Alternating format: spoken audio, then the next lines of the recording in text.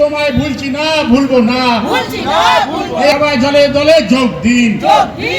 এই আগামী 21 জুলাই শহীদ দিবসের ধর্মতলার সমাবেশে দলে দলে যোগ দিন। এই শহীদ স্মরণে আপন মনে রক্ত ঋণ শোধ করো।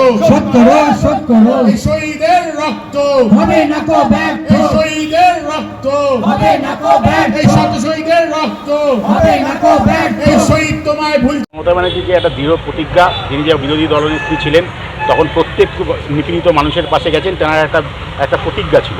তাকে যখন আজকে আমরা দেখেছিলাম ফলানি বাসার ধর্ষণকারী যখন রাইটার্স বিল্ডিং থেকে চুলের মুঠি ধরে বের করে দেওয়া হয়েছিল, সেদিন তিনি বলেছেন আমি সম্মানের সাথে যদি রাইটার্সে যেতে পারি তাহলেই আমি যাব। তিনি নির্বাচনে নির্বাচিত হয়ে মুখ্যমন্ত্রী হয়েছেন এবং তিনি যে কথা বলেছিলেন যে আমি এই রাইটার্সে যে বসে যে নেতৃত্বে আমাদের 13 জনকে শহীদ করা হয়েছিল সেই রাইটার্সে আমি যাব না। তারপরে তিনি নবান্ন করে সেখান থেকে মামাটি মানুষের সরকার পরিচালনা করে এবং বাংলার মানুষের প্রত্যেকটা ক্ষেত্রে তার নজর আছে।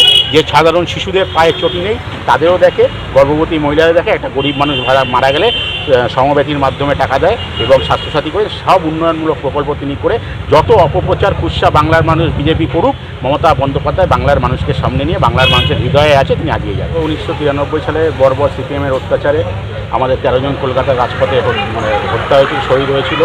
আমরা সেদিন মমতা ব্যানার্জির নেতৃত্বে শপথ নিয়েছিলাম শহীদের রক্ত হবে না ব্যর্থ। সেদিনকে হয়তো আমরাও ফিরে নাও আসতে পারতাম। আমরা সেই শপথকে সামনে নিয়ে মমতা বন্দ্যোপাধ্যায়ের নেতৃত্বে আমরা সেই শহীদদের স্মরণ করে আজকে বাংলা থেকে একটা জগদ্দল বাদলকে আমরা হারাতে পেরেছি। সেই শহীদের রক্ত ব্যর্থ হয়নি, তাদের সামনে রেখে লড়াই করে আজকে আমরা যে মমতা বন্দ্যোপাধ্যায় এমন একজন রাজনৈতিক ব্যক্তিত্ব যে শহীদদের ভুলে যায়নি।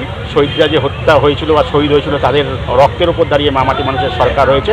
1994 সাল থেকে মমতা ব্যানার্জি প্রতি বছর তাদের শহীদ তর্পণ করেন এবং শুধু এই 13 জন নয়, বাংলায় সিপিএমের অত্যাচারে যারা যারা শহীদ হয়েছে যত শহীদ পরিবার সবাইকে ডেকে এসে সম্বোধনা দেন, তাদের জীবিকার ব্যবস্থা করে দিয়েছেন। মমতা বন্দ্যোপাধ্যায় একমাত্র নেত্রী, তিনি শহীদদের ভুলে যায়নি। সেই শহীদদেরকে প্রতি বছর 21 জুলাই শহীদ দিবসে পালন করে এবং তাদের শ্রদ্ধা জানায়। আমার নাম সুমন পাল, আমি 99 নম্বর ওয়ার্ডের প্রাক্তন যুব সভাপতি।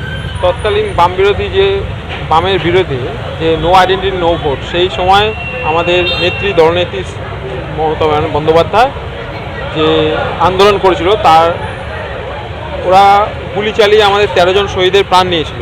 তার পরিপ্রেক্ষিতে এই আন্দোলন, এই 21শে জুলাইয়ের সভা এবং 21শে জুলাই এই শহীদদের তর্পণ করার জন্যই আমাদের এই সভা, যাতে শহীদের রক্ত যাতে ব্যর্থ না হয় তার জন্য আমরা 94 সালে আমরা সাফল্য পেয়েছি যে নো আইডেন্টিটি নো ভোট চালু করেছিল।